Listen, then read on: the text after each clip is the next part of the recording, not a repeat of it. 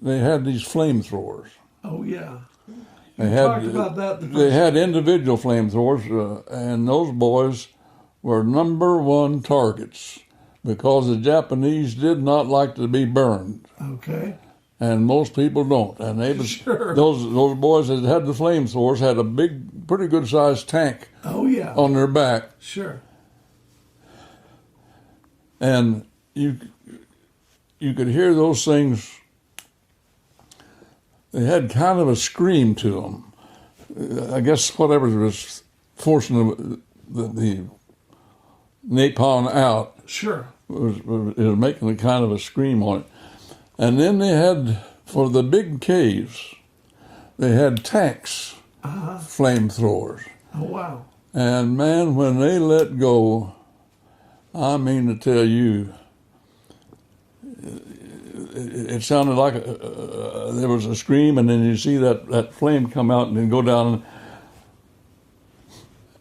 And what I got to thinking about was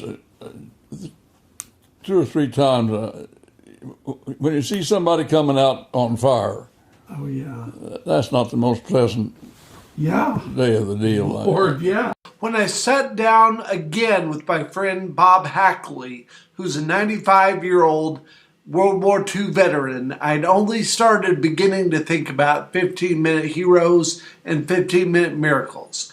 And so I thought that now, protecting our nation and basically enacting all the freedoms that we have now, what is better to honor a 15-minute hero than Bob Hackley and his experiences in Iwo Jima? We were the first squadron to have jet-assisted takeoff. Okay. And if you had an open sea landing, you had to get out of that water in a hurry, because even though it'd be slick as glass, it'd have swells in it. Sure. And some of those swells would get as high as 10 feet. Really? And if you went off the top of one swell and it didn't have your flying speed up, you'd head right into the next swell. So they got that. I need to try to take a picture of this. Here is Iwo Jima. This is Mount Suribachi. Okay. Here is you can see some little planes there. This plane is taken off with jet-assisted takeoff. Oh, wow. Because that was the reason our squadron went up there, because, well, I'll tell you the tale on that in a minute. Okay, so as I understand it, there was a Japanese general named Kirobayashi, and he was in charge of trying to keep this from falling into the hands of the enemy, which is us. And so, do you know about that? Or No, I didn't. I didn't know about that. Okay. No, I sure didn't. You ever heard that name? No. Okay, just checking. Let me take a picture of this.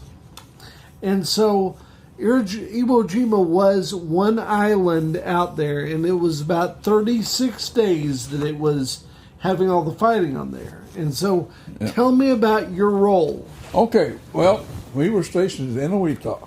Okay. And all of a sudden, we got the duty of patrolling around a convoy that was coming from the States. Okay.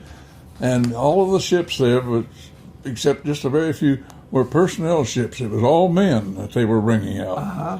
So we figured something big was going to happen, but we weren't in on it was a kind of a secret deal, and we weren't in on the secret. We just knew that we was conveying this convoy east. Doing something, yeah. And so we went, after we got them to Saipan, we took our planes to Saipan.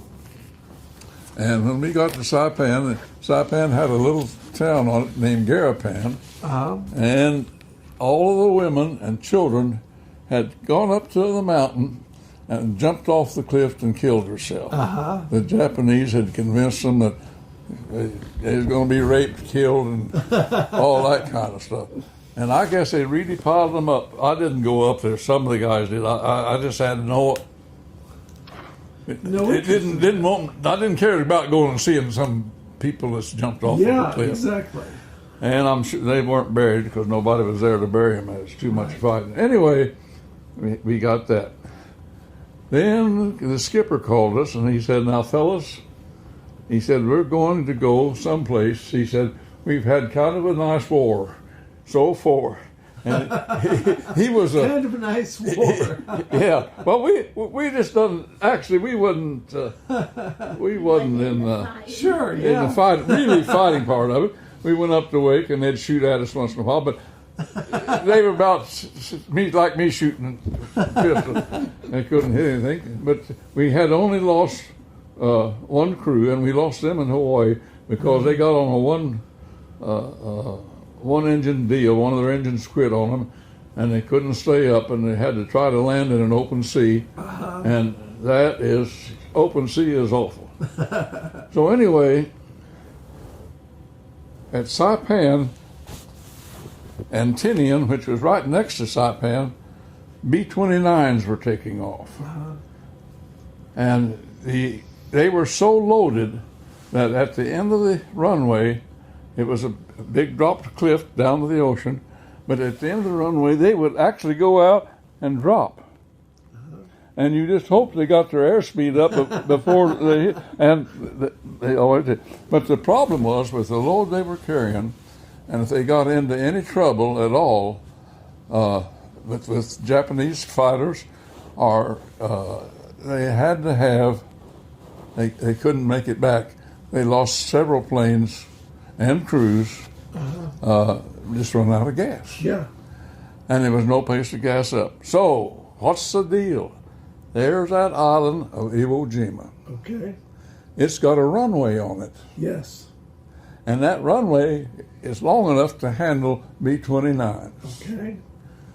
So, we'll get that runway, and then my B-29s can go up and bomb Japan, come back, stop there, gas up, and come on in. So the skipper said, "Now, fellas, we're going to go." He said, "I'm a graduate of Annapolis," and he said, "During the war is when a Navy officer makes his name one way or the other." And he said, "I hope to make my name." And he said, "If you fellas help me, I'll see that you're all promoted when we get back." But anyway, What's his name? he said, "We've probably, I expect," and he said, "I hate to tell you this, but he said, I expect some casualties." Yes. He said, "That will be expected." Well, I didn't know why he expected casualties, but that didn't sound the greatest thing in the world. Yeah. And he said, "We're going to take up 12 of our planes and leave 3 back for emergency. If you lose planes up there, then they can come up and replace you." Sure. So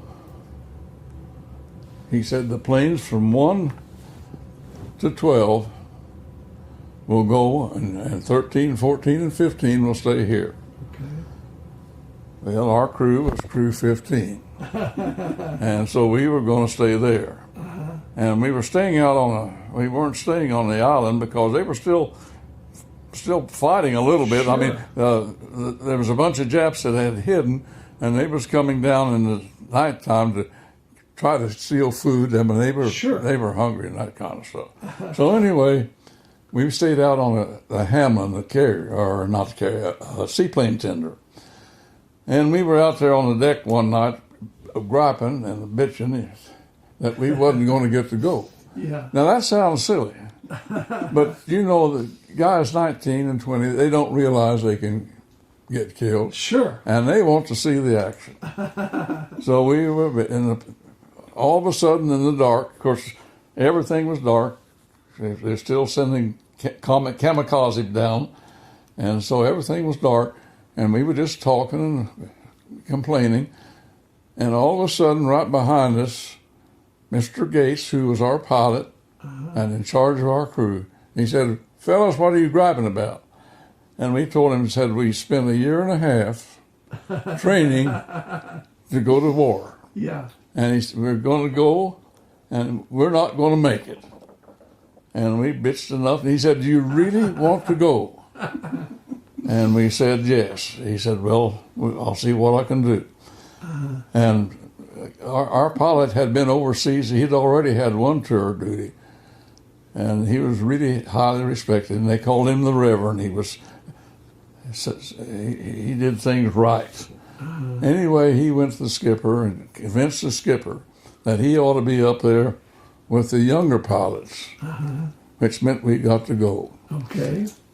So we found out then that our big problem was we wasn't going to get shot at accident. That wasn't what was worrying you. Okay. That was second.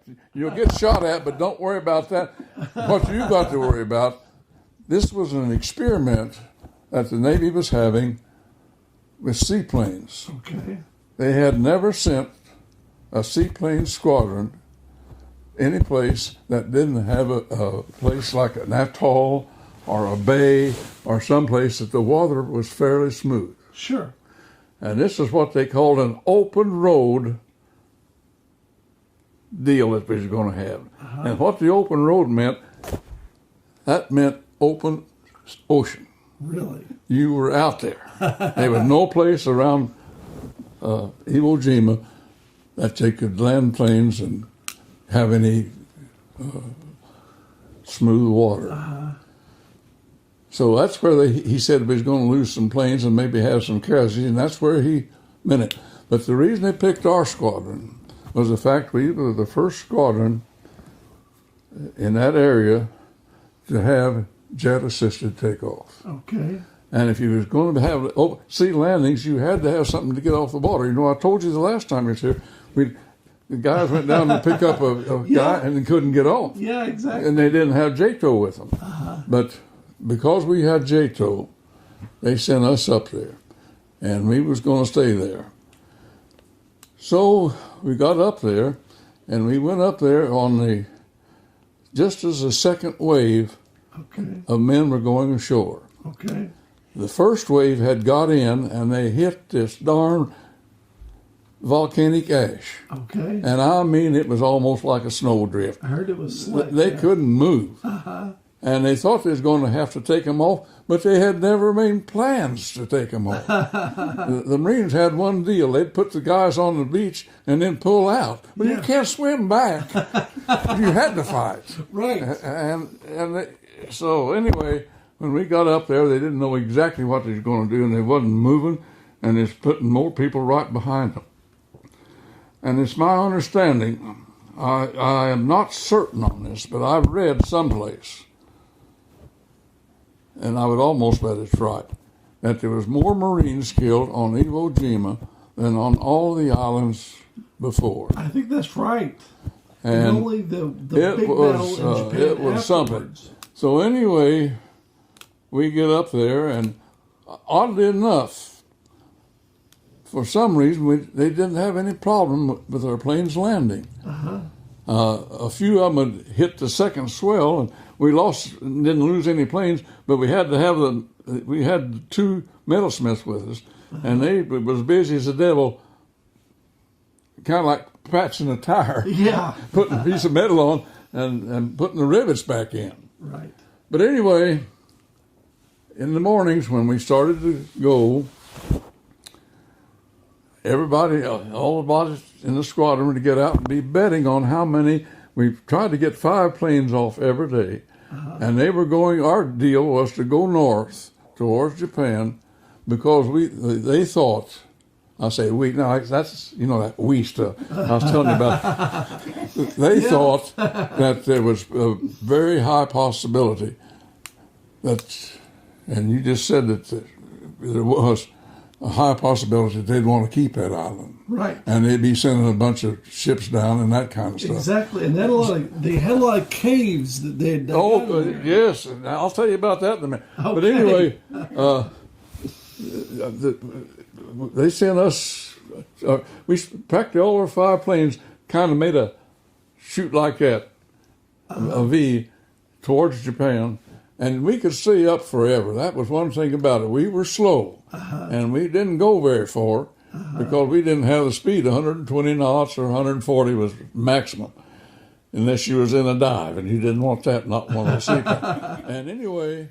More miracles and heroes on the Dale Wiley Show at DaleWileyShow.com.